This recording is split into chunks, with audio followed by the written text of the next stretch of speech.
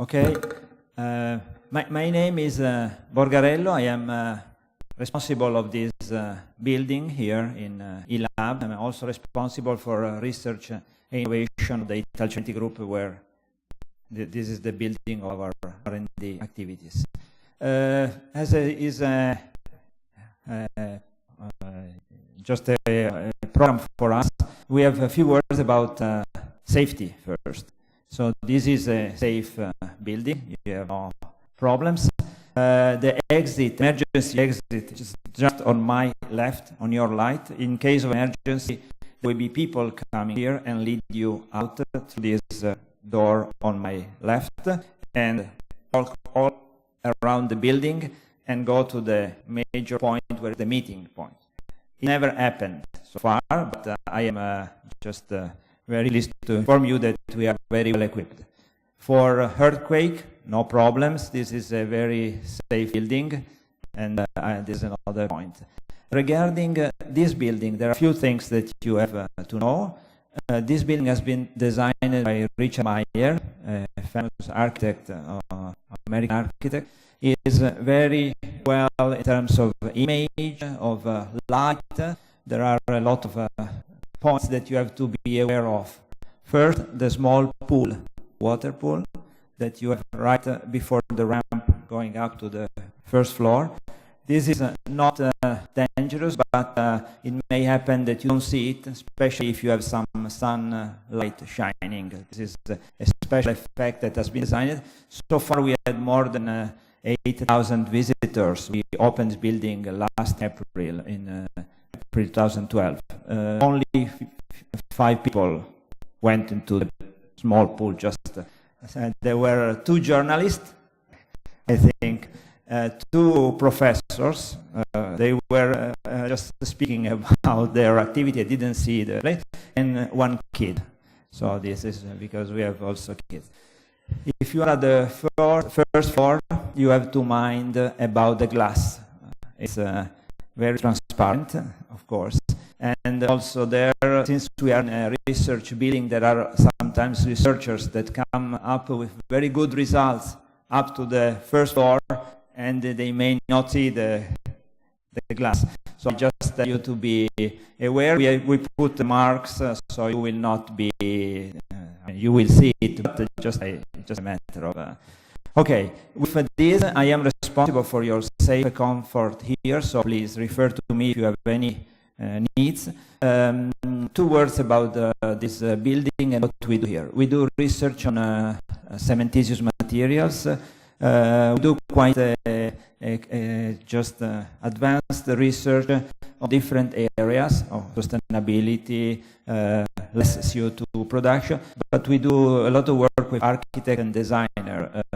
Just recent is we are working. We will do the external part of the Italian pavilion at the next Expo 2015 that will be here in Milan.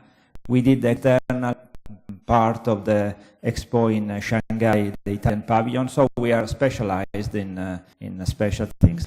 With this, I hope you will have the opportunity to visit our laboratories and also our building. I think there are 2 possibilities, right at 1:30 and at 4 o'clock. So we'll be very pleased to take you around and show you the building. The building is LEED Platinum, so it's a very advanced construction. So you could see geothermal application, also photovoltaics, and all the combination we have in terms of energy saving and energy less consumption. With this, I think I leave you to the workshop, to the conference, and I will be very pleased to meet you again during these 2 days to show you more about the building. Thank you very much. Thank you.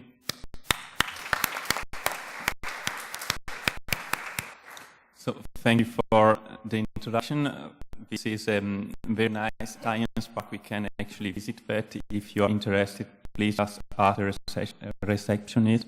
I will arrange two visits, one at 10:30, one at 12:30, and one at 4. So I really recommend that because it's really interesting. Well, welcome to the Technology Transfer Conference on behalf of the Technology Transfer Association. So I'll link John Siegel and from the Cisalpino Center for Comparative Studies, which is a joint initiative between the University of Augsburg and the University of Bergamo. So welcome of Brian Pihal, Silvio Vismara, Eric Lehmann, and Michele Meoli. We are very happy to have you here, and let's start with the first plenary session where Chuck Wessner and David Odresh will deliver their speeches. We start with Chuck Wessner, who is the founder and director of the National Academy of Science, Technology, Innovation, and Entrepreneurship program.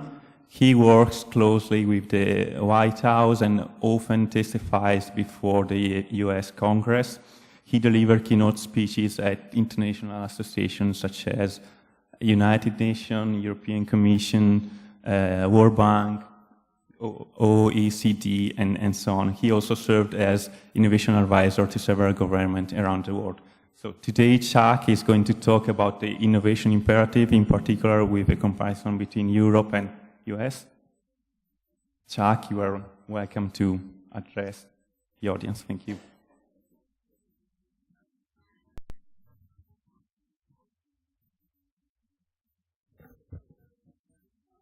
Thank you, Silvia. It's a pleasure. It's a pleasure to be here, and I will do my best to try and keep you awake in the first part of the morning. And I hope we'll have an opportunity for some questions and answers. I think the arrangement here is that if there are no questions, we distribute an exam. Is that right? Afterwards, so it's probably easier to ask some questions. And I'd also like to point out that I'm here in a personal capacity. My remarks do not represent those of my institution. If they did, it would take me another 18 months to get them to agree to release them. So we have to work with what we have here. Yes, I did the one thing I was not supposed to do. There you go. Why they have a button that erases everything, I don't know. And I'm also going to try and use two microphones, if that works. This is what I'd like to talk a little bit about today. And one of the reasons I think this conference and particularly this locale is particularly timely is because the academic interest in innovation and entrepreneurship which began over a decade ago, is certainly now echoed very strongly in current public discourse, both in Europe and the United States and also in Asia. I'd like to talk about some of the programs that work in the U.S. and talk a little bit also about the role of policy analysis, something we're indebted to people like you and like David Aldridge, my colleague here. And then talk about the focus on manufacturing. And in part, my talk is going to illustrate the value of economic analysis, and it's also going to illustrate, how badly you guys get things wrong sometimes, and the consequences that can happen in national policy.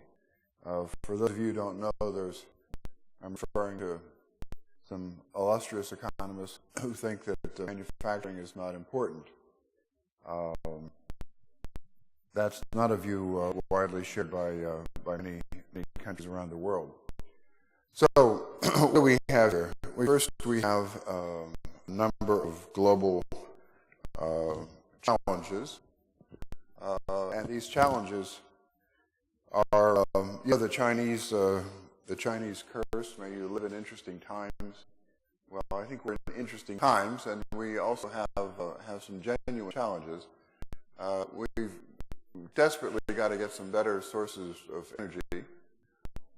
We need to address climate change, at least we did, but we decided to address the problems of the euro instead of climate change. And in the U.S., well, in the U.S. things are a little even more problematic, but I'll talk about that.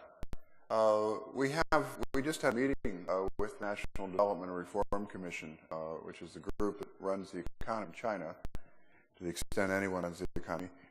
And they, one of our topics is drug-resistant tuberculosis.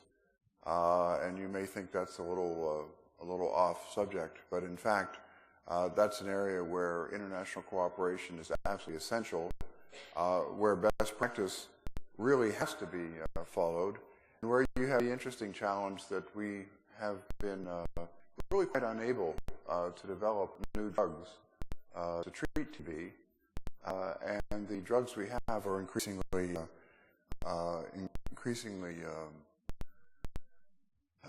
subject to being immune. So we need very much to find a way to encourage innovation. And I think you can argue that innovation is perhaps one of the key determinants in how a country is seen. And it's certainly one that attracted enormous interest in East Asia. Sylvia was kind enough to mention that I've served as an advisor to a number of governments. The joke is that in Asia, ministers and state secretaries want to meet with you all the time to talk about innovation. When you get to Europe, the Europeans are much busier, so you're lucky if you can talk to the technology agency, because the ministers are so deeply engaged in doing whatever ministers do here. And then, of course, in Washington, nobody wants to talk with you because everybody knows everything already. And we're, the USA is number one in that sort of nonsense. And the fact is that we have to learn from each other. I mentioned the National Development and Reform Commission. The Chinese send their top people who are on the upswing in their careers, for 2 weeks to the United States just to learn. They visit Silicon Valley, they visit Boston, they visit Washington, and they have presentations from top people. In the U.S., half the Congress, members of Congress do not hold passports. They can listen to the radio if they want to learn about France, I suppose. But in fact, this is a true and sad story. I was once talking to an elderly congressman about Europe, and I asked him if he had been there, and he said, oh yes, he'd been to France. And I said, great, when were you there? And he said, 1956. And I blinked at him and I said, well, I think it's changed since then. Someone who has literally not been there, or they come in the bubble that you get when you have an official trip, mainly visiting the embassy, is something that you need to learn from. We need to learn from our Chinese friends. So these are the areas of government support for innovation, and it's a place where I think we're not doing quite as well as we want. As I was just saying, first, is there a high-level policy focus? Well, only too often not. Oh, the technology agency will do that, and they of course don't really have any purview over universities, do they? Is there sustained and substantial support for universities? In some countries, Germany stands out as understanding that they were not doing enough and making a substantial effort to do more.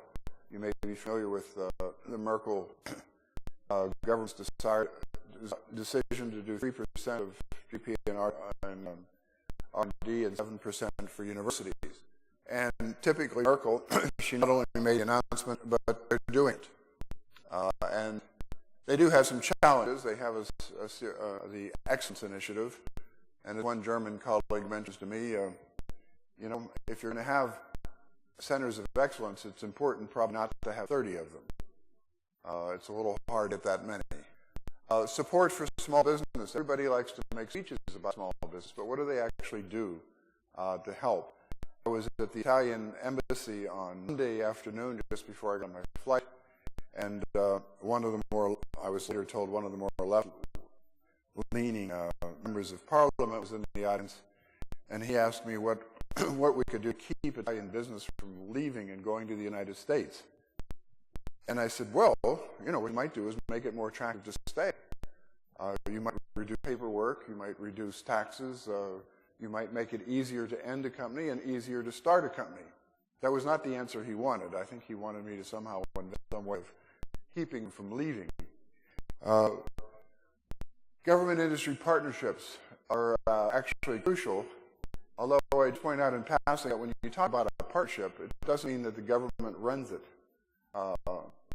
One of the things that I have admired a number of European countries for, not least France and Germany and Italy, is that many of the countries are putting in substantial resources to create new industries, but they also want to retain the industries they've got. The Americans for a long time have suffered from what I call a slash and burn mentality. I've actually had members of congressional staff tell me that what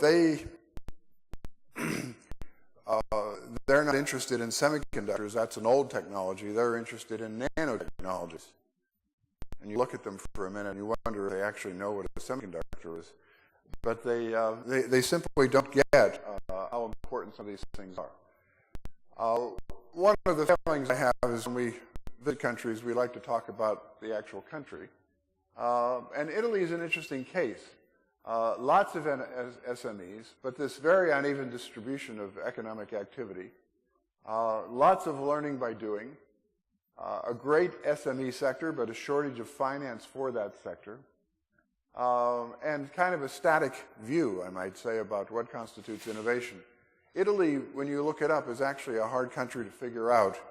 You know, the usual, well, you know the jokes about Italian governments. You know, they change all the time, but fortunately they don't seem to be very important. There has been a push to build on regional and global linkages and a better understanding of the need to support SMEs. What we're not sure is how effective these programs are. There's also been a laudable push towards a series of clusters. In my discussions with Italian officials in Washington, you know, when you look at some of these regions, as the one we're in today, they've got real assets, very strong potential for synergies. But until recently, perhaps not enough of the partnership between government. You know, there are two economists,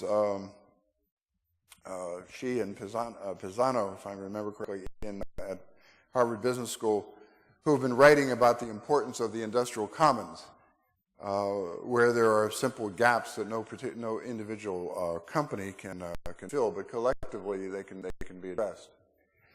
Now, in the U.S., well, as you know, we're not really very good at innovation, as the World Economic Forum will tell you. I don't know how much champagne they have when they make those rankings, but I'm happy to hear that Finland is leading the way forward in the world. I like Finland. It's about the size of Montgomery County near Washington in terms of population and GDP. But it's apparently a very innovative place. Some people, mainly Asians, still think that we're pretty innovative. One of the great advantages we have, and you know, I think a lot of these areas are potential areas for research as well. But one of them is our openness to science and innovation. We basically trust our public authorities. There's one glaring exception to that, and that is around 2004, most Americans, about 70%, believed that global warming was a problem and was a man-made problem. Thanks to the efforts of radio hosts like Rush Limbaugh and others, we have managed to bring that down to about 34%. Who believe that global warming is a problem. We also, as you well know, place a high social value on commercial success. That may seem obvious to you, but as a taxi driver pointed out to me on my way into Paris a few weeks ago, in France, if you succeed in business, they generally want to know how you cheated. You must have done something illegal if you're making a lot of money.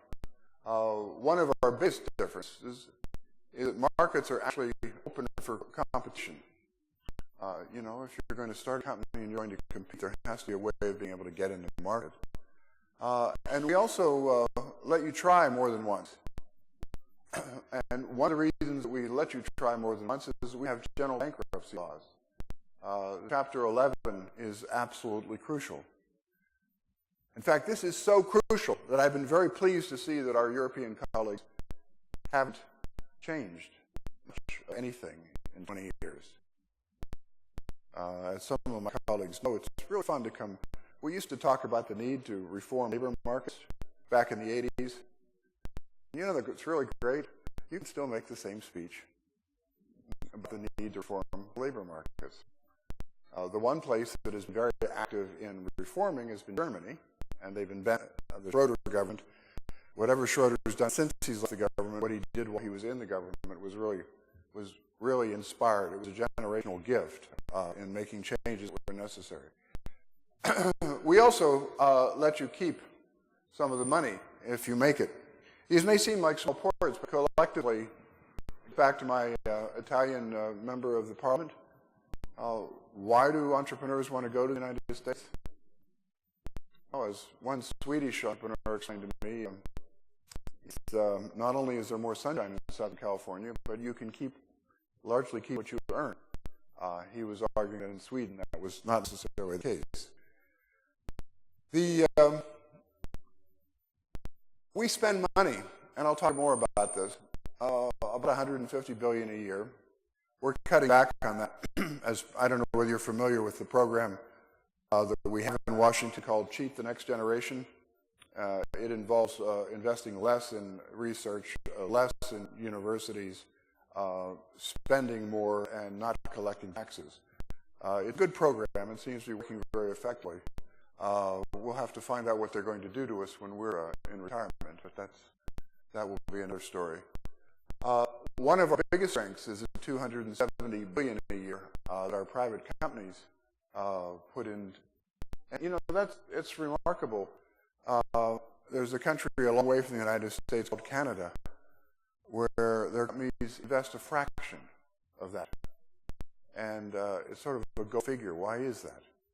And I honestly don't know the answer to that question. We have an entrepreneurial spirit that I've already mentioned, and it's tightly linked to the policy framework. I was in Prague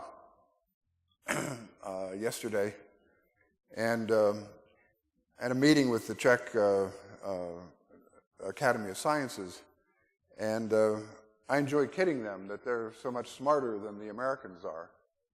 And they looked at me kind of curious and moved in their chairs a bit, and I said, well, we have to import people from all over the world to make our innovation system work, whereas you do it with just Czechs.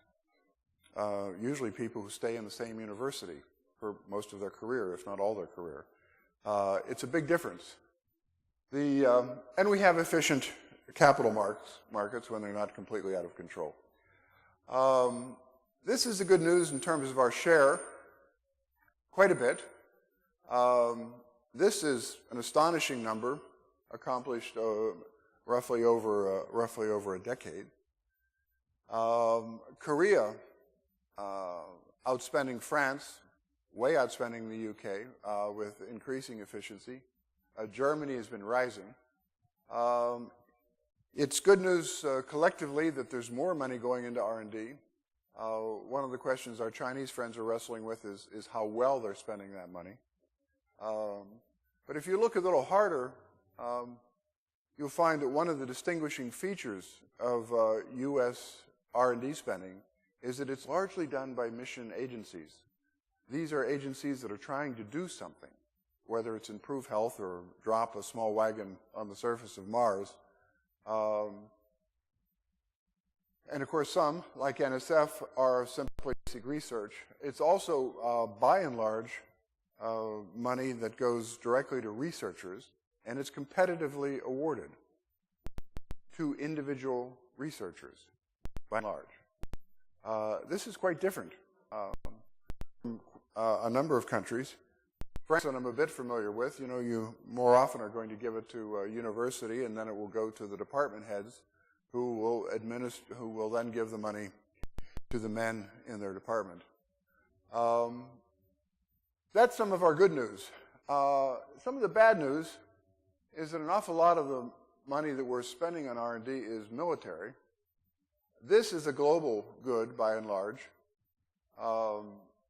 You know, it's going down, but $30 billion a year in health research represents a gift not only to the American people, but to everyone. As I like to point out to our colleagues at the UN, you may want to seize our patents to distribute them in a way you think is more equitable, but you first have to have some patents to seize. And that's what this investment is designed to do. I'll talk about some of the impact of DOE investments in just a few minutes. If you look a little closer at that large percentage that is defense, this is what's troubling. Those are the official figures. No one's making it up. But much of this is what they call metal bashing. A lot of it is in testing. A lot of it, you know, for defense programs, if you've put in a new undercarriage for a jet fighter, it has to work right the first time, every time. And that involves a lot of tests. Much less in the ITC space here for basic and early stage applied. On the non-defense, it's the reverse. So you can argue that we're actually making a bet as a nation much more on the medical side than we are on the IT side. You know, everybody likes to talk about what a great guy Ronald Reagan was. Well, why don't we imitate him then? You know, why don't we add another $50 billion on the public side? If not $50 billion, how about another $20 billion? My point is that we're not doing as much as we should be. We're pretty stagnant here. Whereas if you look at Japan, if you look at huge surge in China, huge surge in South Korea, steady progress in Germany, one wonders whether or not we're as aware of the competition as we might be. So these are some of the major risks we have. The U.S. policy community, particularly in the Congress, is incredibly complacent about our competitive position, despite a terrible trade balance. You know, I mentioned we spend about $150 billion on research. Well, we're spending $120 billion in Afghanistan. And if any of you can tell me what we will have accomplished when we leave there, I'd be grateful to know, but I'm not sure it's the wisest investment. We're not investing either on the scale of our fathers or of our competitors. And until recently, we haven't been paying enough attention to the composition of the economy. You know, we were letting market forces reign. Well, market forces generally mean that your economy is going to be determined by somebody else's industrial policy rather than your own. And there's a growing sense of alarm in the U.S. that the paradigm, if you invent it in the U.S., part of it would be commercialized in the U.S. is simply no longer happening. There's also growing awareness in Washington about the importance of small business. And, you know, I say that from the perspective of a number of years of working in the space. I don't know whether any of you have heard of David Aldrich. He's a professor in Indiana University. And he and Zoltan Akwork has been absolutely instrumental in getting a better understanding. You know, you may laugh, but think about it. There was not so long ago when economists were talking about the importance of large companies being the main source of innovation through the economy. By the way, many of them still are. There's also this chicken and egg element. Somebody said that, you know, large companies like Google, you know, are providing a lot of research and a lot of innovation. Of course, they were small at one point, not so long ago.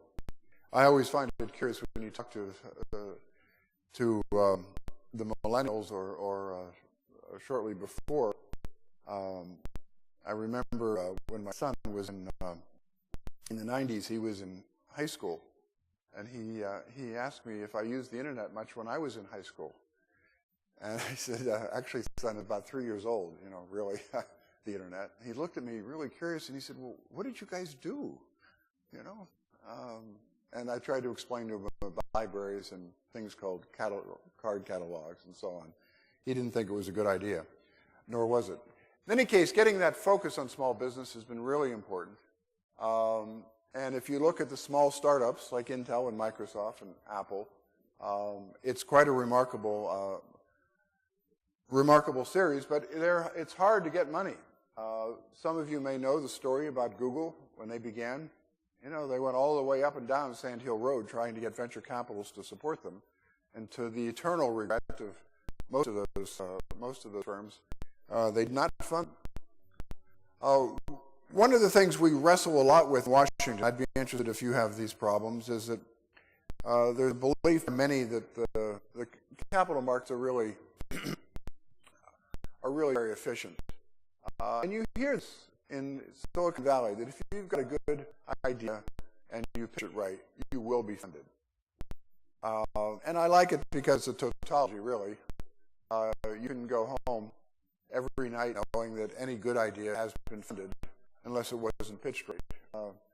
It's actually quite Calvinistic, You can tell the blessed because they're wealthy, and if they're not wealthy, well, clearly not blessed.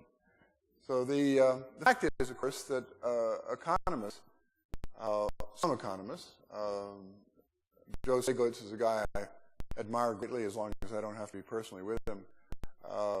But they've done remarkable work talking about some of the problems in early stage markets. Apparently, not all economists read their work because many argue the government has no role at any time. We've done a lot of work in Washington to try and explain that there's this thing called the Valley of Death. And let me let you in on a secret. It's a lot easier to talk about the Valley of Death than asymmetric information, particularly if you're talking to the Congress. And I'm quite serious about this. We've talked a lot about this. It has gained currency, and that's really important.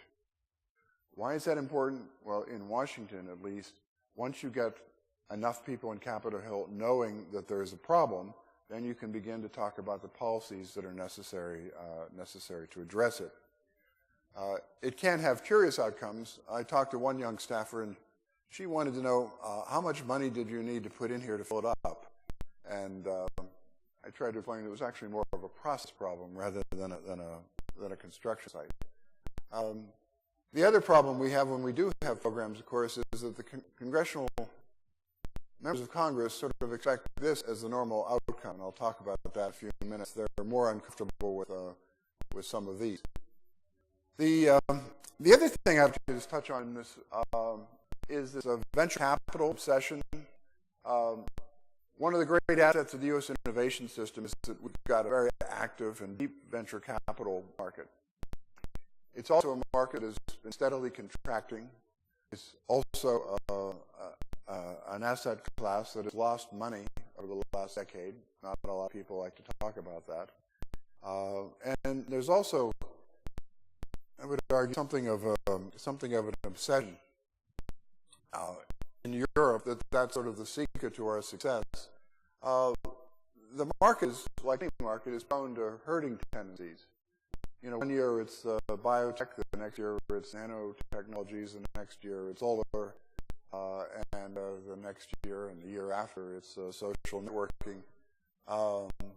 I'm sure there is great social value in getting teenagers to communicate with each other more efficiently, but I've not yet seen what that is.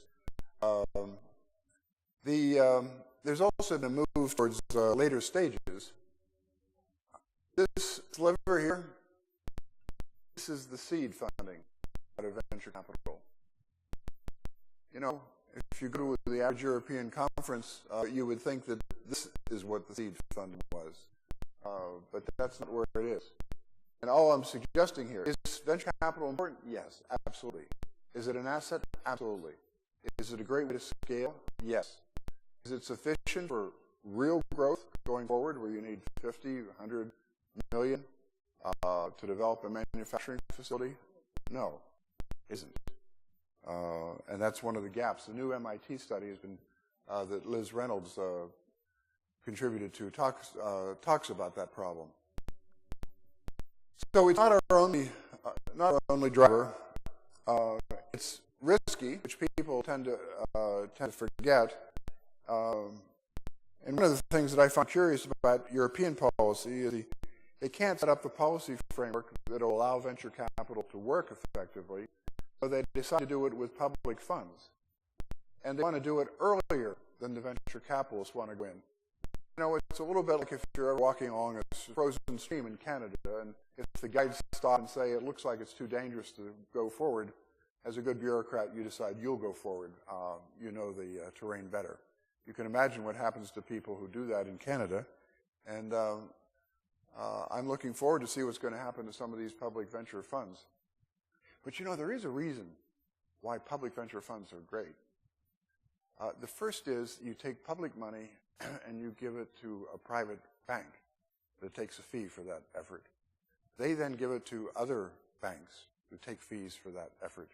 Then they give it to a consortium of investors who take a fee for that effort. And then they begin to make some investments and take a fee for that effort. And the next year they take a fee for that. Do you get a pattern here? And by the way, it may take 7 to 10 years. And as one of my venture capitalist friends in California has told me privately, it's a great gig. How many places can you start working and nobody knows if you're successful for 5 to 7 years? You know, it's a really good thing to do. A lot of fees, but I'm not sure a lot of progress. By the way, anyone want to take a quick look at where we actually get funding for startups in the U.S.? I'm not sure it's the best work. This guy can be uneven at times. But if he's right, you're more likely to take a bank loan than you are to get venture funding. Although there are different, obviously there are different compositions there. So what do we use in the U.S.? How many of you are familiar with the SBIR program? Could I see a show of hands, seriously? High hands if you know the program. That's pretty good. That's really remarkable. Dave, we should sign some of these people up in our study because Dave and I have been working in the program for almost 8 years now, I think, perhaps more. And I find that the more I work with it, the less I understand it. But that may be a problem of magnification. But I'll go quickly through it then. It's a two-phase model. It's driven by the mission needs of agencies. There's some criticism on times that some of the companies apply and get too many awards, whatever that might be, but clearly different from MIT getting awards from the government. The phase system and a small amount of money lets you explore things.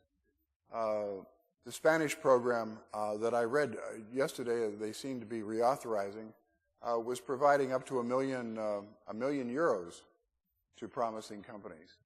There's only one problem with that. You don't know what are the promising companies until you've seen some of their work. And if you're giving them millions, it may be way too much money, usually is, too early, and you never have enough millions. So the idea of making limited awards early on is a great strength. Unlike many programs here in Europe, we don't have any recoupment. As much as lawyers and accountants like recoupment, it's not something that we feel is necessary. We simply tax the company's revenue. If they make any money, we tax the salaries. There's now a phase 3 in some of the agencies, partly as a result of our work, but what the program did not envisage is the private sector money coming in. Why did it come in? Well, it came in because basically those two phases represent due diligence, and at least in the defense side, there's a prospect of an actual market. The program remains very competitive, only about 20% success rate, sometimes less, which we try not to get under. A third of the applicants of the successful applicants to the program are new each year. And one of the hardest things to understand is that it's decentralized. I'm often amused when people come and tell me about the SBR program that is apparently administered and managed by our small business agency. Well, I know the 4 people who work on this $2.5 billion program, and what I can tell you is that they don't tell the United States Army and the United States Navy how to spend their money. They may oversee the program, they may try and evaluate it, but they certainly don't run it. It's a stable program with long reauthorizations after a period of hiatus, large scale, and a portfolio effect. These are all important points. You don't know which of these are going to work, and it's been very effective in a wide range of applications. It actually encourages competition and encourages innovation. One of the strange things is that we have an oligopoly of suppliers for our military budget, and it's very difficult to get new companies in. One of the things that is not widely understood is that if you win these awards, you go from phase 1 to phase 2, you're then entitled to a sole source contract with the military, so they can acquire without any further competition the product that you make. This is not only good for the company, it makes it a target for acquisition by some of the primes. Dave Aldrich has been a faithful member of the committee that has been led by Jack Gansler, the former Secretary of Defense, and this was our conclusion about it. What we found is that it actually helps create companies. It initiates new research. About half of the projects are published in peer-reviewed journals. About a third of them acquire patents. But what we're talking about here is actually fairly pushing the envelope in terms of innovation. Somebody once said that, do you mean 20% of the companies are created just to get government money? And I thought, well, that's an interesting way of thinking about it. Another way to think about it is we're actually pooling ideas out of the university and into the market as a result of these relatively small, modest awards. There's a great deal more partnering with universities and with other companies as a result of the awards as well. So why do entrepreneurs like the program? It's money for nothing. You don't lose control of your company. You don't have to give the money back. You keep the IP rights. You don't have to pay royalties. Many programs all around the world don't make that up. And that, as Josh Lerner pointed out, you have this certification effect that helps attract private money. That's why entrepreneurs like it. Why does the government like it? Well, as I mentioned, it brings in competition, it diversifies the supply base, and it's a way of getting fast answers to complicated questions. The 2001 attacks, NIH put out a series of broad requests and got a raft of new ideas on how to defend the nation from health threats. Why do universities like it? Well, as if I may quote Professor Aldrich, he was interviewing a researcher in Indiana, and as Dave recounts it, he was trying to find out to what way had the award contributed to the creation of the company. And as I recall Dave's story, the guy slammed down his cup and said, "You don't understand. The only reason I did the company was because of the award." And you can apply for these awards without having a company. If you win the award, then you need to spend an hour on the internet and set up a company. And I think here in Italy, it's 18 months to set up a company. It's gone down, though. There's been a substantial improvement. Maybe it's 14 months now, right? It reminds me of I was speaking the Reichstag to the CDU Science Committee, and I mentioned the problem with bankruptcy and the long period where you're not allowed to own and operate a company again. They announced that they moved that down. They were very pleased. It had gone from 12 years to 8 years. So I suggested that, well, that seemed fair. least it would be fair if they would adopt a rule so that if they ran for office and weren't elected, that they would promise not to stand again for 8 years. They're not enthused about that proposal, but it seemed to me that it would be equally fair. One of the things that I know you've done work on is the 21st Century University. But you know what's interesting? There just seems to be some disconnect between you go to the universities and you meet with a group of economists and they talk about the importance of a commercializing university, a cooperative university, of partnerships with industry. But they seem to be pretty isolated from the rest of the university. Even in the U.S., and I stress this, there are a number of universities, I'd be interested in your views on that, Dave, that, I mean, a substantial number, that, where the idea of cooperating has really not taken root. One of the fears is that it would distract them from quality research.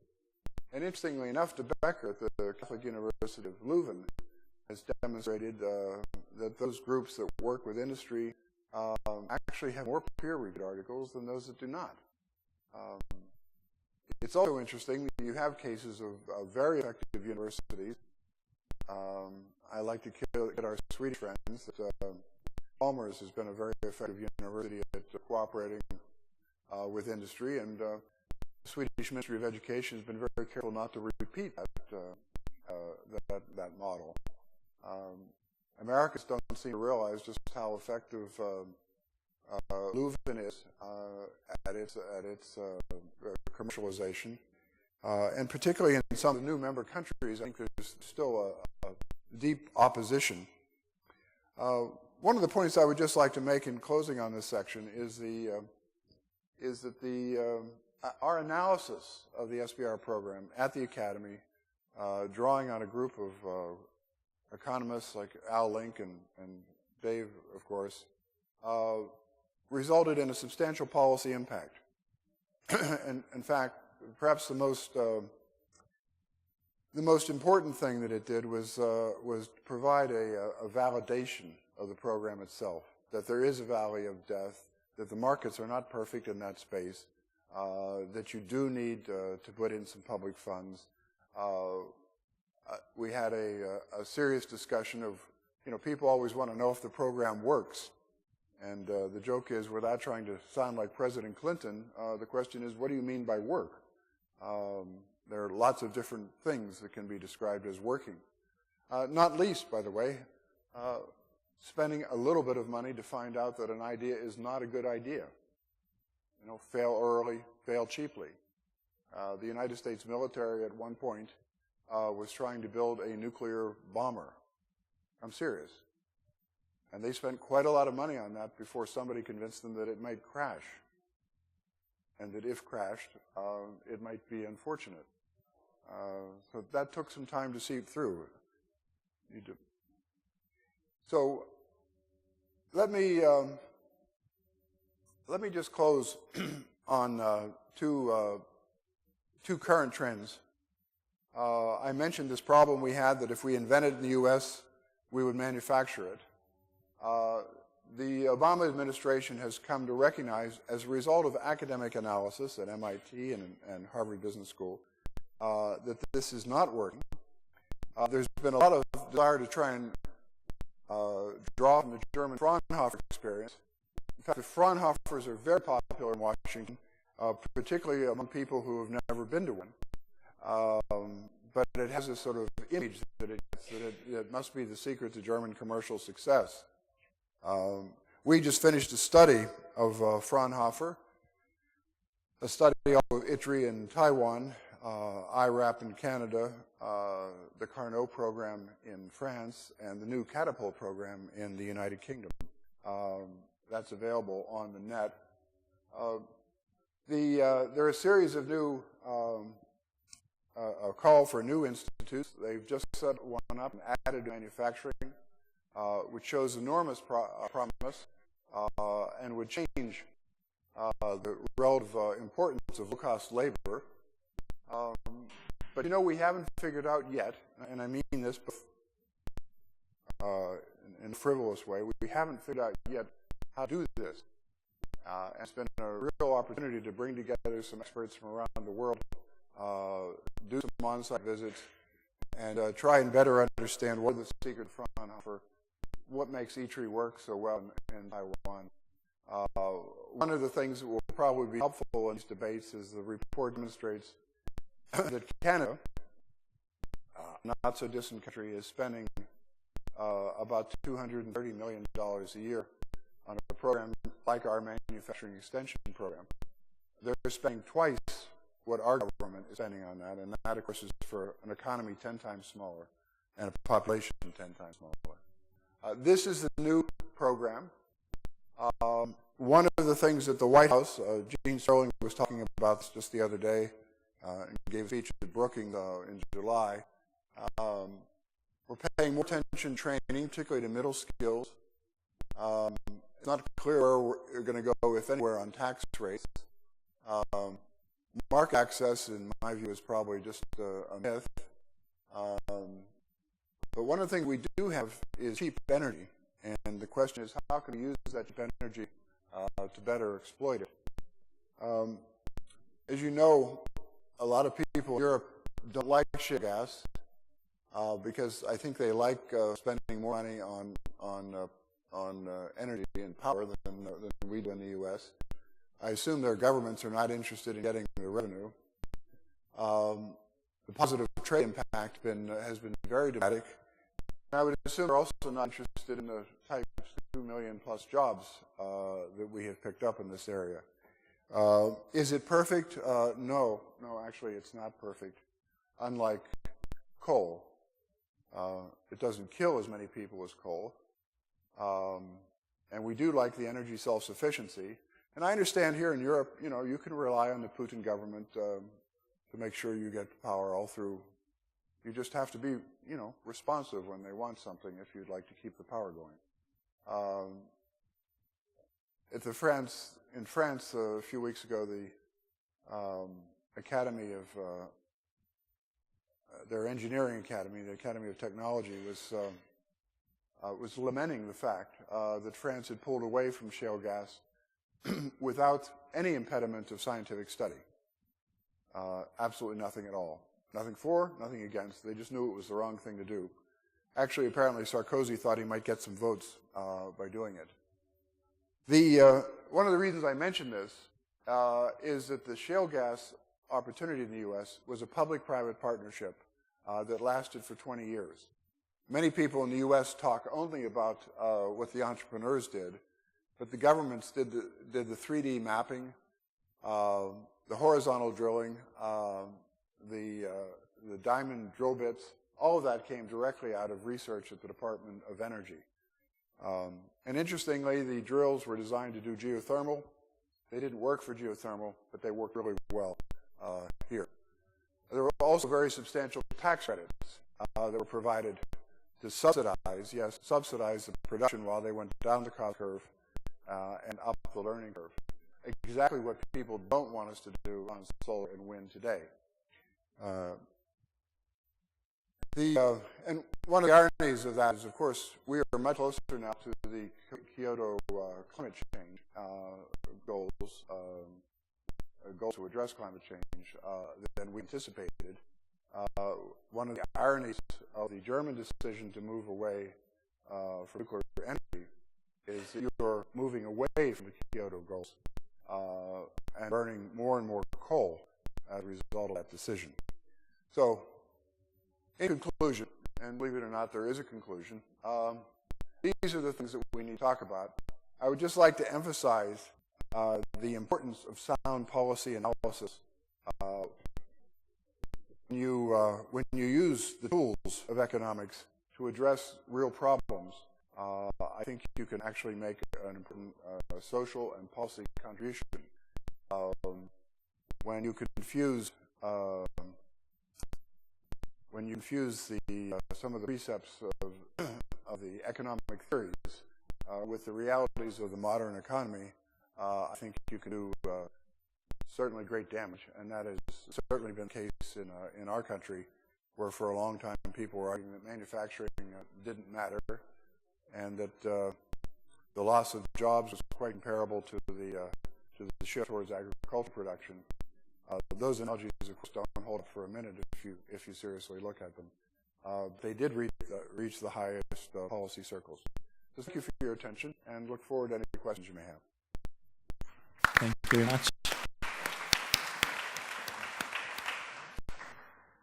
I would suggest to move to the other presentation and to collect a question at the end, where are a couple of points that are of interest. Chad mentioned about the role of public venture capitalists. Actually, we are going to have a plenary session tomorrow morning where Massimo Colombo and Douglas Cumming will share with us their views on this topic. Now we are moving to the second presentation from David Daughtry, who's the Ameritech Chair of Economic Development at Indiana University. He received an honorary doctorate from the University of Augsburg and from John Hopkins University. Together with Zoltan Aks, he is the founder and the editor of Small Business Economics Journal. Actually, if you search for his name in Google Scholar, you realize that he gets about 4,000 citations per year. That means that if today is an average day, more than 10 of his publications will be cited. So thank you for coming. And okay, thank you very much, Silvio, for the kind introduction, and especially for the invitation to come join the Technology Transfer Society. I very much appreciate the opportunity to come and appreciate your hospitality. I spent I guess like Chuck Wessner, I spent the decade of the 1970s at different colleges, universities, getting my bachelor's, master's, and doctorate degree. And what I recall is that the professors all pretty much had the same responsibilities, the same involved in the same activities. I mean, they had the same teaching responsibilities. They all taught the same number of courses. They all had certain research expectations. I don't recall anything about service activities to the outside community, any kind of commercialization expectations or activities at all. And I went to the University of Wisconsin, which is a public state university, a land-grant university, and many of you would know it has one of the most celebrated, successful offices of technology transfer, the famous WRF. When I went there in the 1970s, nobody heard of it. It existed. It seemed to be a, maybe not secret, but that wasn't what the university was about. Rather, at that point, the university was essentially a Humboldt model of a university. Humboldt, of course, was the great statesman in Berlin several centuries ago, and his great contribution was to free or liberate the university from the dictates of the church, the state, the government. Before Humboldt, most universities were controlled or under the authority of either the church or the government or both. We remember what happened to Copernicus when he tried to do at a conclusion from his research that went against the church, and it wasn't good. So what the Humboldt model did was to free the universities so that professors, researchers would pursue knowledge for its own sake, to be free from the dictates of what was expected or wanted outside of the university. It was a great step, and universities all around the world really adhered to this Humboldt model. And it was a celebration of the university. that we were free from having to fulfill the expectations, demands, or needs from society.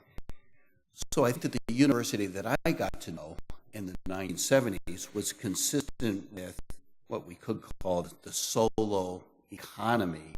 I mean, the famous solo growth model. It was clear what drove growth, which reflected a certain economic era. What mattered was physical capital combined with unskilled labor. What was the role of university? In the model, we would say, oh, there is, it's not in the model, or else it's in the residual. What that meant for society is that the universities were not contributing to the growth, to the development of economies. The contributions from universities might have been vast in terms of social contributions or political contributions, maintaining Western values, the values of civilization, but there was limited contribution to growth. I mean, you could see it in the solo model. I lived it in the sense when I was a student, I could feel the distance, the separation from the university to the rest of society. But this changed. I wouldn't want to say it changed because Romer did his path-breaking work on endogenous growth. Rather, I would probably look at, interpret it the opposite. That is, what Romer did was to formalize how the economy was changing, and as knowledge came, the driving force of growth, society started to look to the universities and say, as a source of knowledge. And I think at that point, the role of university started to change. Let me just go back. As being tangential to economic growth and development, to being a primary source, potential source of growth and development. I think it was at a conference in Stockholm, Chuck, that you either organized or were part of it. We were in Stockholm maybe about a decade ago, maybe 15 years ago. And there was a meeting sponsored by the Ministry of the Economy or Industry. And the theme was, what should Sweden do to ignite economic growth, try to enhance competitiveness, and reduce unemployment, create jobs? After some years of relatively stagnant growth and unemployment ratcheting higher. So I remember at that meeting, I marched into Stockholm. I recall you were there, and having been persuaded by the new endogenous growth theories, I went in and said, well, I know what Sweden needs to do. It needs to invest in knowledge. It needs to invest in education, human capital. It needs to invest in research. It needs to facilitate patents. It needs to facilitate creativity, even in a broader sense of what knowledge is. And I recall our host that day, the Ministry of Economics, said, well, we're sure the professor's right, but no one will ever believe him because by any indicator, Sweden was number 1 or number 2 in the world. And that was the first day that we heard the phrase, the Swedish paradox, right? That said, well, these kind of inputs were there that are implicit in the growth model, the models by Romer and the other endogenous growth economists. It says you need the knowledge. Sweden and it was making these investments, but they didn't seem to result. They seemed to be being impeded, and they were not resulting in satisfactory growth. And that was the first day I heard the phrase, the Swedish paradox. The paradox was the inputs are there that you need for growth, but they don't seem to translate into the growth and the economic performance. And I guess that Romano Prodi, then the president of the European Union, and his colleagues in Brussels were so impressed by this characterization, they adapted it for Europe, and it became known as the European paradox. Well, in some ways, we had the same paradox in the United States. A senator Birch Bayh had observed way back in 1980. It's about the time the SBIR was actually enacted. And he observed a wealth of scientific talent at American colleges and universities, talent responsible for the development of numerous innovative scientific breakthroughs each year is going to waste as a result of bureaucratic red tape and illogical government regulations. He then asked, what sense does it make to spend billions of dollars each year on government-supported research and then prevent new developments from benefiting the American people because of dumb bureaucratic red tape? Well, I'm sure nobody here is in favor of dumb bureaucratic red tape, but what Bayh did with his colleague Dole was to convince the Congress to enact what I think most people here know of as the Bayh-Dole Act, to change the role of the universities in implementing the ownership of the intellectual property created by research funded from the agencies from the federal government that Chuck was talking about before. What he was observing is what we call this knowledge filter, this kind of wall that prevents the endogenous growth models, the spillover of knowledge is assumed to be automatic. It just happens once that investment is made. And in fact, what Bayh was observing, what is implicit in the Swedish paradox, the European paradox, is that no, even with the expenditures on research, it doesn't translate or it doesn't spill over automatically into innovation and growth. So the Bayh-Dole Act was enacted in 1980, and an interpretation of the act was it was to penetrate this knowledge filter. It would be wrong to say offices of technology were created because of the Bayh-Dole Act. Many of them existed before, but we know we saw the diffusion of them, or they became widespread. Every university in the United States now has a technology transfer office. And it has generated, and a number of people in this room have undertaken studies to analyze the impact of Bayh-Dole on university commercialization.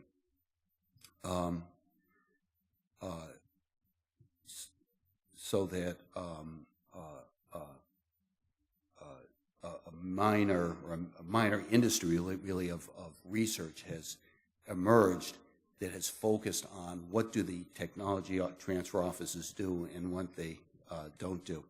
So in some ways, people say or interpret how the role of the university has changed. It has evolved from being a humble university with this focus on knowledge for its own sake, and it has evolved towards becoming a demand-oriented university where it's not so much about knowledge for its own sake, but knowledge because it provides some kind of solution out in society. So what's meant by the entrepreneurial university is at the core is the university that I remember, probably Chuck remembers from the 1970s, which is essentially the traditional disciplines, the basic disciplines, physics, chemistry, philosophy. I don't know what you majored in, Chuck. I majored in economics. I don't want to argue with political science in this core traditional disciplines, but what they had in common was the criteria for value. What is value? What's a valuable idea in these traditional disciplines? It's determined by knowledge for its own sake. The paradigm determines value. That was fine when the universities were not engaged or contributing to the economy in any important way. But as the driving force of economic growth shifted from physical capital to knowledge, the university started to respond with the second ring. You could say is not knowledge for its own sake, but rather knowledge because it contributes to solutions in society. So in that second ring, what we've seen is the evolution of the development of all kinds of applied fields and applied programs. Business schools, many of us here in this room work in business schools. There's no field in business that's about knowledge for its own sake, that would be an illusion. That's what they do in philosophy.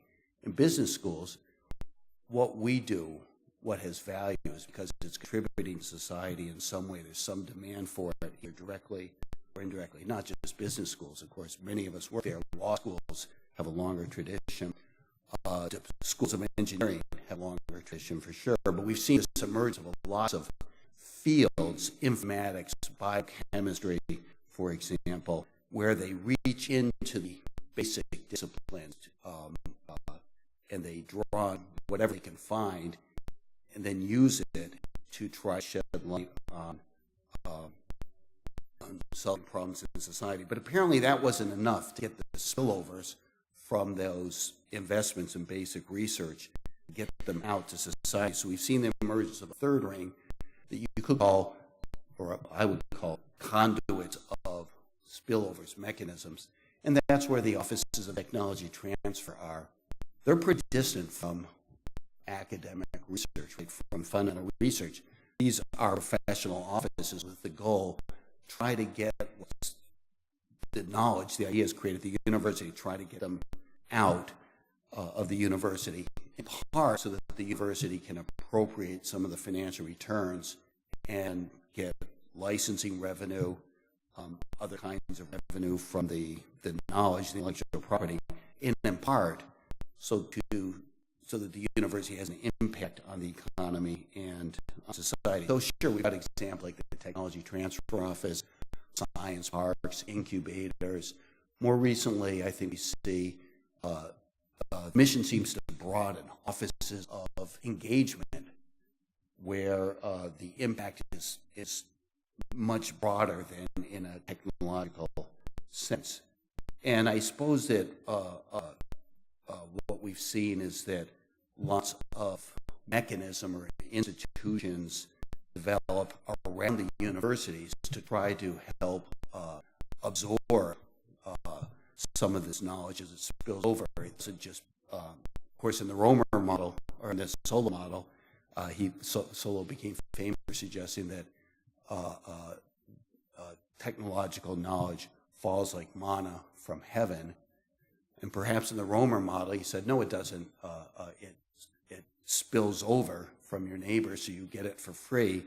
Well, I think that what we people observe is that, well, it may spill over, but it still has to be understood, absorbed, and there's lots of absorptive capacity mechanisms. Like what? Chuck Westner was just describing one such mechanism, the Small Business Innovation Research. Now, in the United States, that's a federal program, but what's happened is the states in a number of the cities had developed programs to help people and companies apply for SBIR grants, where they'll be drawn on research, knowledge, ideas coming out of the university. So that mechanism, or these programs, they're not parts of the university. That's really the point. Most cities, I noted in North America, but in Europe too, have lots of programs, science parks, technology parks, that aren't parts of the university, but they're located near universities. In Germany, Eric Lehmann and I worked at a Max Planck Institute, and they were very conscious at the time we worked there of locating them close to universities as policy, really encouraging the Max Planck Institutes to work with the universities. They're not universities. They're not government agencies, non-profit. It's a non-profit organization, but partly with the goal to help take that knowledge that's being created at the universities, help to get out into society to have an impact. So notice that lots of people, and Chuck alluded to this, one study at least, see this as a conflict between the traditional mission of the university, the humble model, and its kind of frame is which is better, the commercialization or the humble model. And I guess my view is a sense to marvel at the modern university is that it's fulfilling these different missions at the same time, and without the complementary basic disciplines put together with the applied fields, either one will be as effective. So that's the entrepreneurial university. Well, as I mentioned, a minor army of scholars then turned to the Bayh-Dole Act to ask, well, what impact has this had? And in terms of patents that have come out of the university, it looks impressive. This is from a kind of a dream team of scholars, David Mowry, Richard Nelson, and other people, and they show this upward trend of patents. You can see where it starts to go up is 1980. That's when the Bayh-Dole Act was passed. So it seems like, yeah, the Bayh-Dole Act had this big impact. On the other hand, when scholars look at the distribution of patents across universities, you can see just a handful of universities are heavily engaged in patent activity. The University of California, that's the whole system, so it's a kind of a measurement problem. You've got Berkeley in there and UCLA and all the different campuses of the University of California system. The next largest issuer of patents is the University of Texas, University of Wisconsin. But the point is it's pretty skewed so that, yes, it looks like the patent activity's increased over time, but it's concentrated in a few universities. Then when scholars look at the, what was it probably interpreted as the main mission of the Offices of Technology Transfer, to generate revenue for the universities, a couple of universities have performed very well, and at the top of the list from 2009 you see Columbia, Northwestern, New York University, but notice how that drops off very rapidly, and that implies most universities don't generate meaningful revenue from the licensing of the patents, and leads to a kind of a disappointing assessment of the impact of the Bayh-Dole Act on the commercialization. And it really suggests, no, this model of the entrepreneurial university, it may look good with the circles, but it doesn't really have much of an impact in most places, most regions, most states. What about entrepreneurship, startups coming from the university? If you go to where all this data is coming from, the data from each technology transfer office is collected by an association, the Association of University Technology Managers.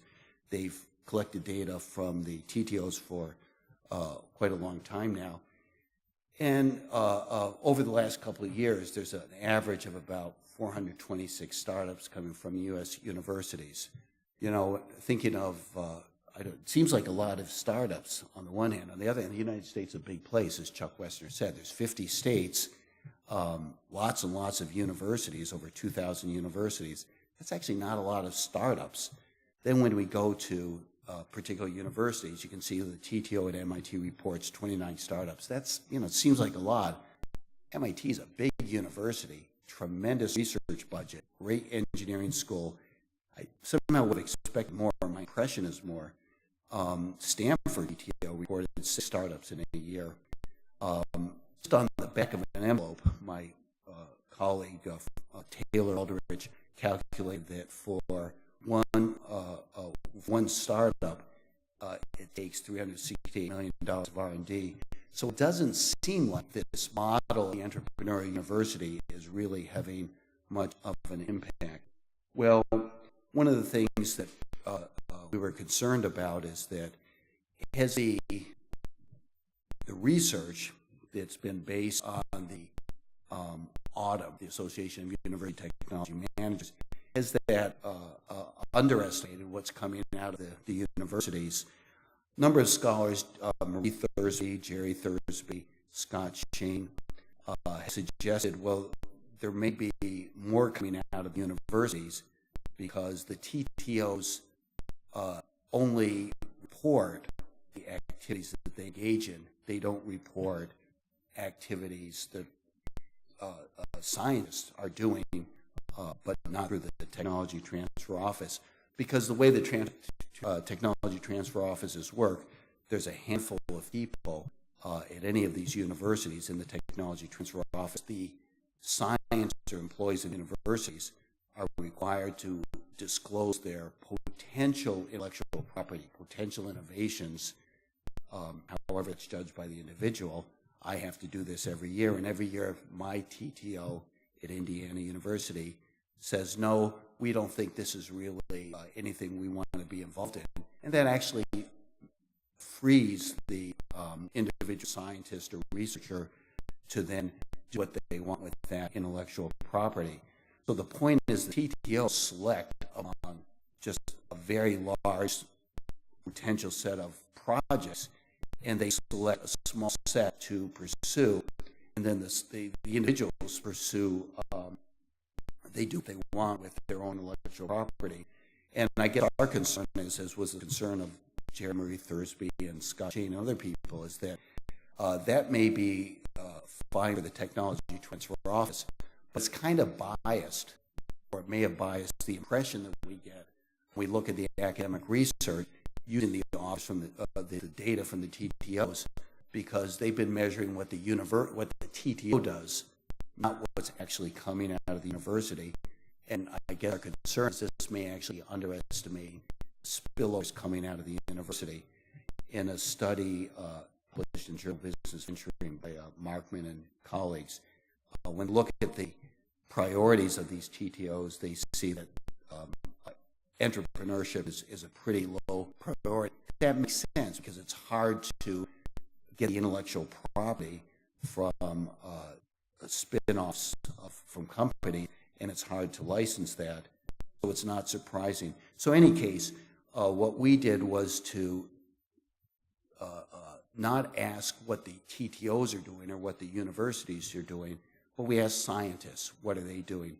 And this came from a database from the National Cancer Institutes of the National Institutes of Health. We got a sample of about 17,000 scientists who are high flyers, incredibly high profile. They got the largest grants from the National Institutes of Health. And we identified those scientists who patented it and found out that 1 out of 4 scientists patented. And this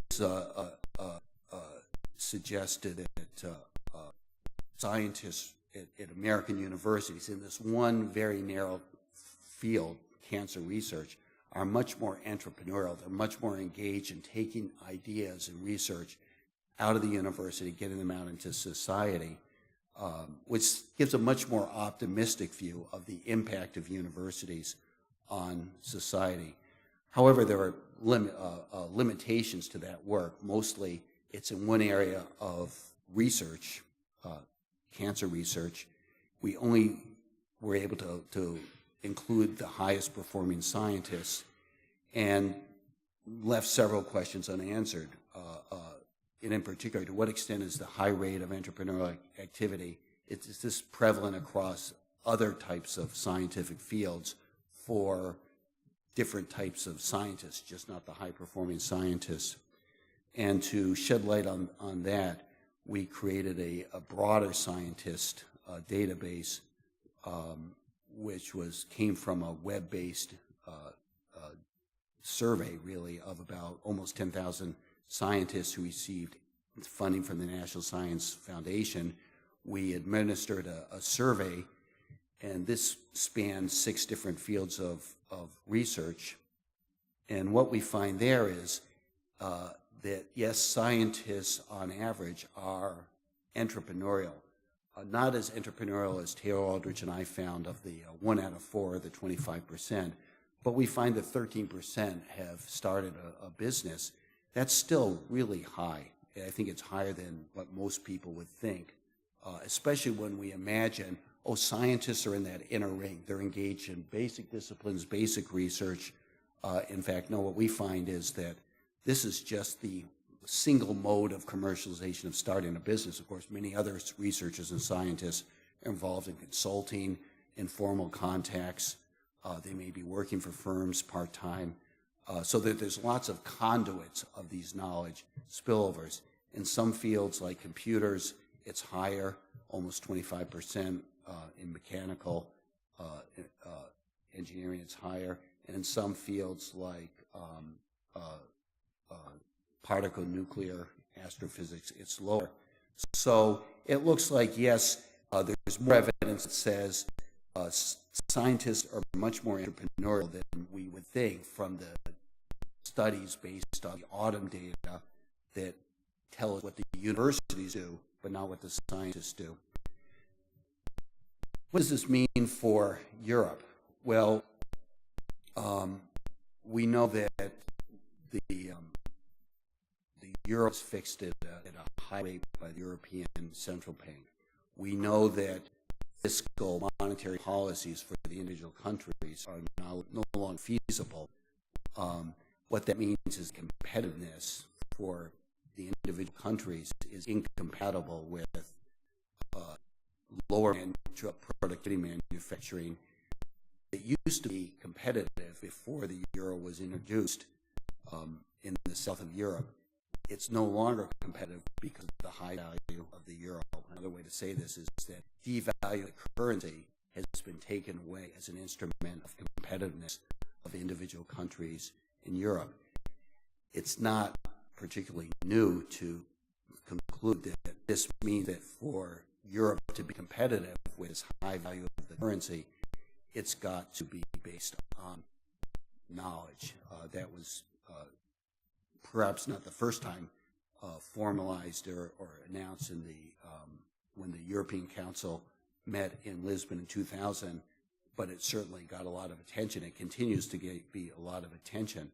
So this means that countries with low productivity or just activity any place in Europe, not just in countries, is not going to be competitive, and it's got to shift to higher knowledge. We can see that there's a lot of disparity on the performance of generating innovative activity in European countries. You can see that, for example, Germany's quite a bit higher than Greece. That also is not really surprising. So that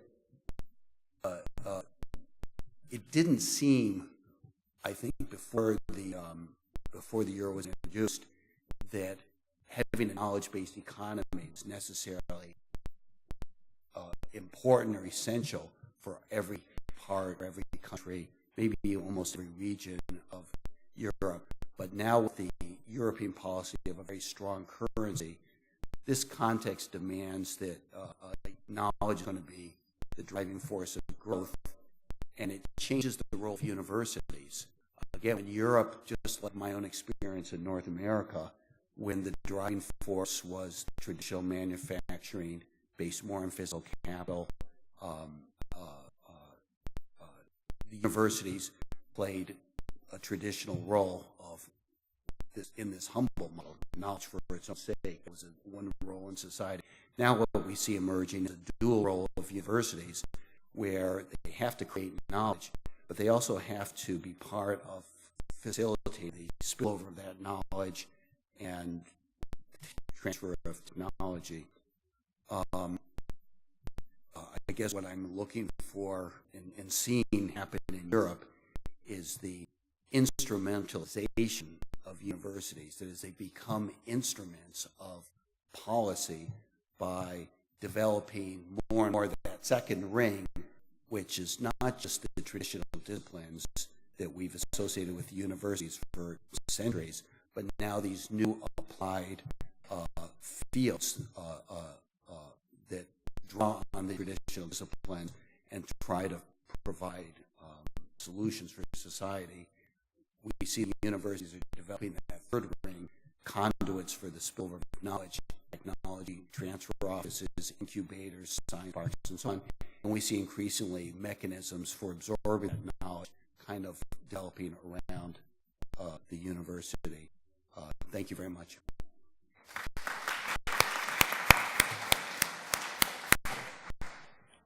Thank you, David, and thank you, Zach, for your inspiring keynote speeches. We actually have a few minutes for questions from the audience.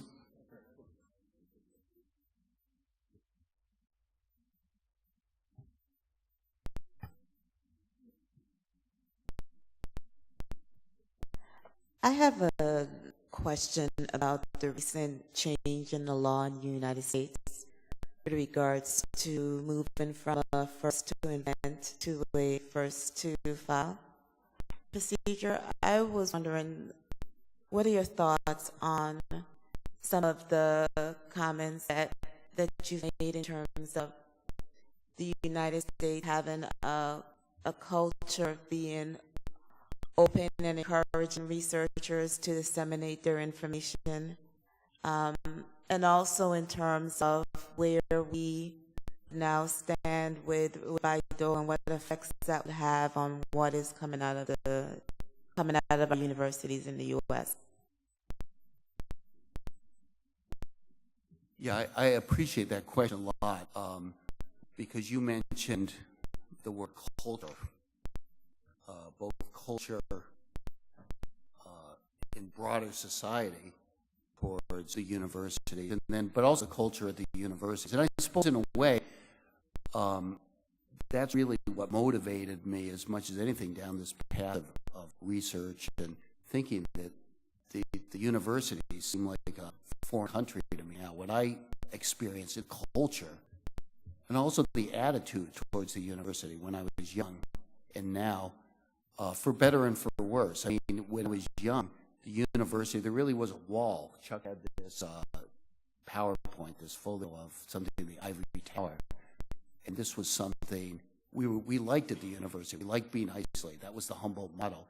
The rest of society liked us to staying out of society. I think there's been a tremendous cultural change at most universities, not just in the United States. What I see is this is now, Chuck mentioned Chalmers University in Sweden.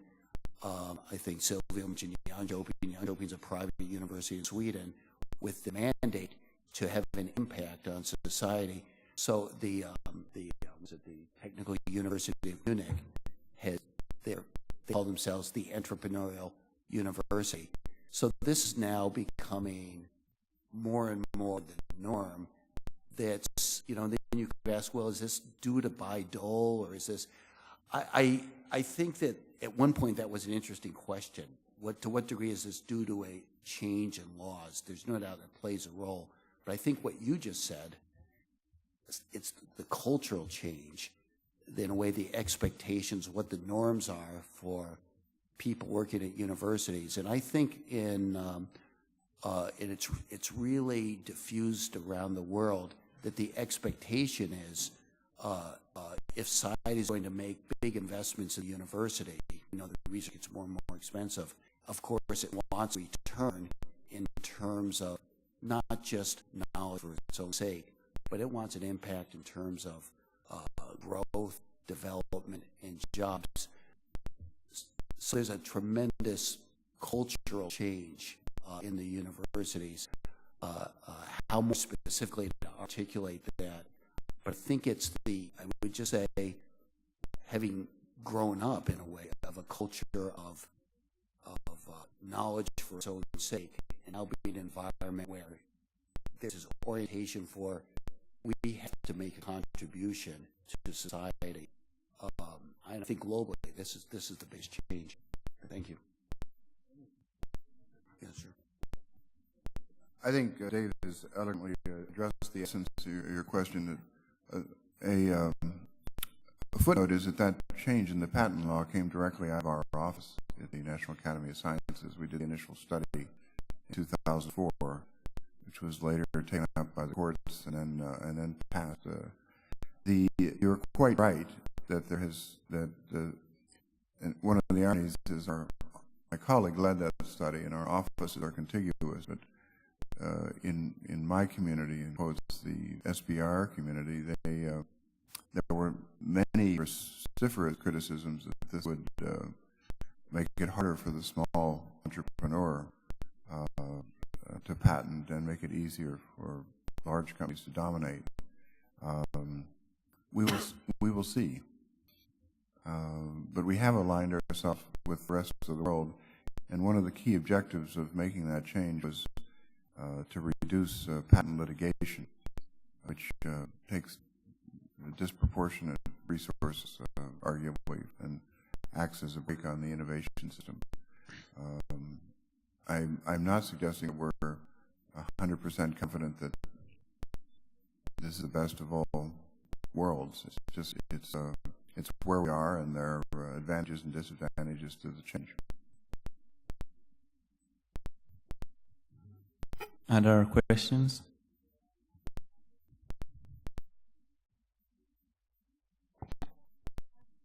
Wait. Yeah.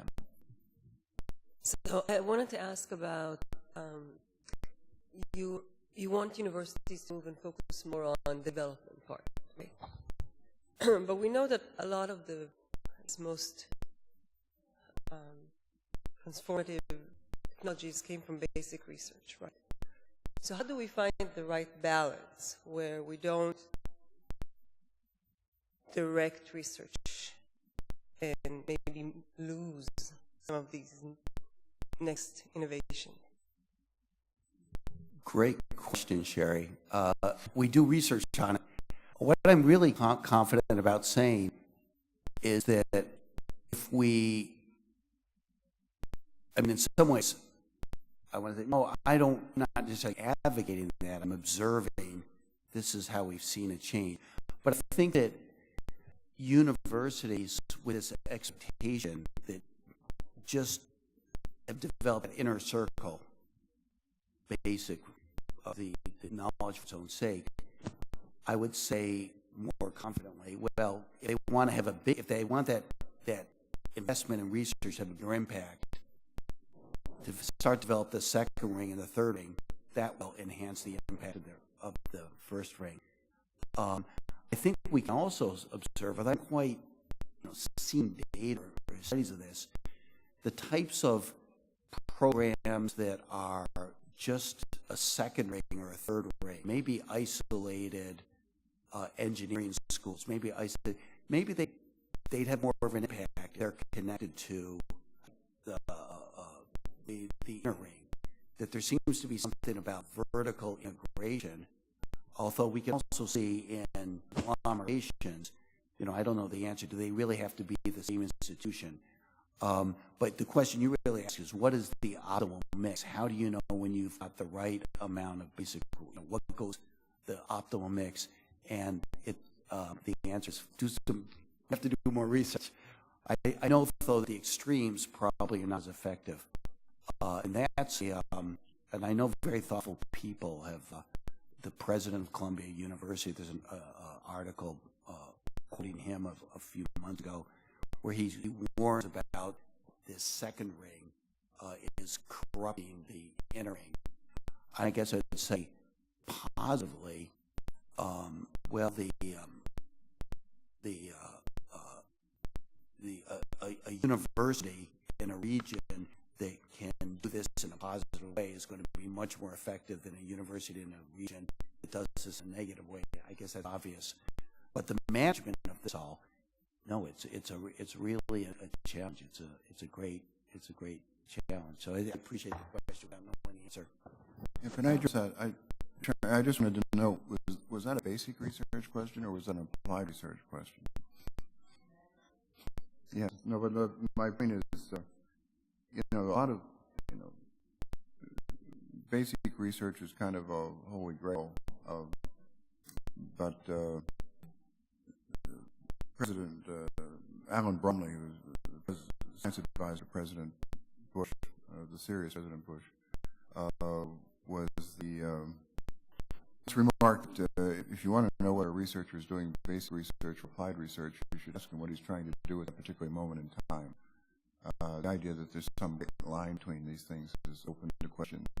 The idea that applied research doesn't lead back to basic discovery, I don't think is defensible. It can very often. There's this joke about no one ever says eureka for a really important discovery. They usually say that's strange. Why'd that happen? And that can happen as you're doing an industrial process as much as anything else. There's also, I think, particularly in Europe, this seems like too peaceable a group. I would ask, some of the questions on paradox in Europe may well be, is this competitively awarded research? Oh, usually not. That would be just so, competitive. It's so much better to have it allocated by your friends in the ministry that you work with for years. And you don't want any questions about it because that would be impugning the quality and independence of research. And this is a well-established game, and has become clear to me in some of the new member countries where you have a history of Soviet domination. So these guys have run off in their institutes. They demand money in the name of scientific research and don't ask us any questions. We're busy. I think there's a social responsibility that is being that many in the academic community are failing at. Those innovation challenges I put up are real challenges and require basic research, but it has to be quality basic research. So part of that paradox, I think, is that you don't get commercialization of research because it's not cutting-edge research. The other, if you ask me where we are in the spectrum, I think we're still way, way over in the basic research. Most of the awards coming out of NIH are for basic research. When you ask them how they measure the outcome, the answer is often we don't do that. You know, you like peer-reviewed research. Peer-reviewed research is great, isn't it, if you're a man and if you're old. The NIH has moved the award average age from something like 32 to 48. I mean, it's ridiculous. The old people are getting all the money because they don't have the new ideas. So those types of trends, you know, peer review is a little bit like democracy, arguably. It's a terrible system, but better than the others. I think we need to think hard about what the university is doing in terms of its social obligation, and I particularly mean that in Europe.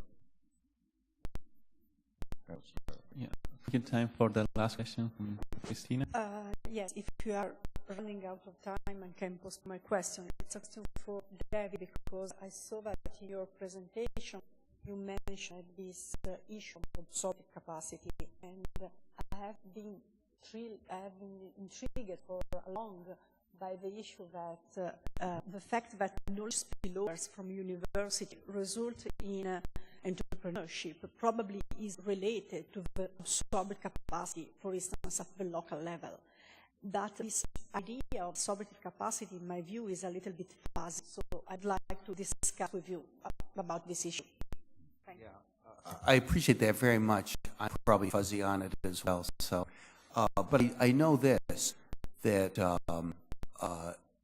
General Electric, a company, now has its main research headquarters, research facilities in Munich, and they've located them in Munich because of the great universities there, Technical University of Munich, the University of Munich, and some other universities as well. So when that knowledge comes out, or let's put it that way, the private companies, they want to get that knowledge and bring it out. I mean, they've invested in the private companies has invested in absorbed capacity, putting a facility there that's to absorb that knowledge and then turn it into commercialization. That's a private company. We see the same thing as I gave the example of, say, the Fraunhofers or the Max Plancks in Germany, and where Sherry used to live in Atlanta. There's the famous Georgia Research Alliance, which was created by the state, if I understand it, of Atlanta, a state of Georgia. So they funded this nonprofit institution to work with the universities to help companies, also people at the universities, become entrepreneurs. They basically help the flow of stuff that comes out of the universities. That's what I mean by an absorptive capacity institution. I think there's lots and lots of them. Some of them are private, as I mentioned, private companies. I mean, they don't think of it as absorptive capacity. They think of it as accessing competence, knowledge. But if you think about there's probably an analogy with electricity. You need two ends to get the current. There's that knowledge in the university. What's going to facilitate it flow out is somebody has to be investing in an effort. And I think the answer, there's lots and lots of people and lots of different institutions. Those are examples. That's what I have in my mind. I think that almost every city or region or country is already not to mention private companies, you can see these. It'll be interesting to map these for one place. I've never seen it done for one place, let alone for, say for all of Europe. I could imagine a map. And I would have the sense that some cities, like Munich, for example, that's very strategically tried to evolve the universities to be entrepreneurial universities. They've also invested very strategically in these absorptive capacity mechanisms, both at the local level and also at the national level. That's what I mean. Well, could I just touch on that too? Europe has a model that has generated a certain amount of interest in the U.S. with the voucher system as a way of trying to connect those two parts of the wires. We're launching some work at the national academies on looking at incubators and accelerators because there seems to be a vast amount of money invested in these things and very little knowledge about what actually works well, aside from building it in Israel, which is not really a generic solution. So finding institutions that do that. Ironically, the SBIRs have, in some of the research we did, revealed the connections that they generate between companies and universities as a way of transmitting that knowledge, because many of the people in those companies are just out of the university and they have good contacts back. In each of these cases that in this area that David identified, it's a rich opportunity for research because there's lots of interest, lots of policy underway, a lot of money being spent, and very little empirically based knowledge about what works and what you would mean by work. And just in closing, I just received a mail that we have a new volume out on the Albany model, which is very similar to the Munich, where IBM basically put in $300 million, which is still a certain amount of money, to help found the College of Nanoscale Science about 12 years ago. And they did it with the State University of New York and RPI in the Albany region. And it's a classic Chinese joke. It's an overnight success now, requiring 10 years of investments. And you now have the largest, one of the largest semiconductor clusters in the world there. And that's where the 450 nanometer chip will be developed. This is in Albany, New York. If you had asked us in 1998, I could give you a coherent and well-documented explanation about why you could create a semiconductor cluster in the center of New York. No culture, no infrastructure, no knowledge base. New York State. Yes, and it's very interesting that they've been able to do that. And partly it's been the scale of effort, and it's not been a federal effort. It's state-based across Republican and Democratic administrations. Those are of enormous interest around the world, and well worth taking a look at. Well, thank you very much, Jack and David. We now have a coffee break. The parallel session will start at about 11:15.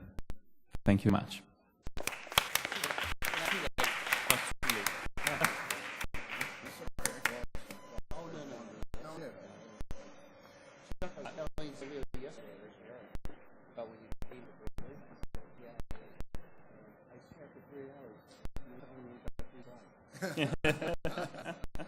This is perfect.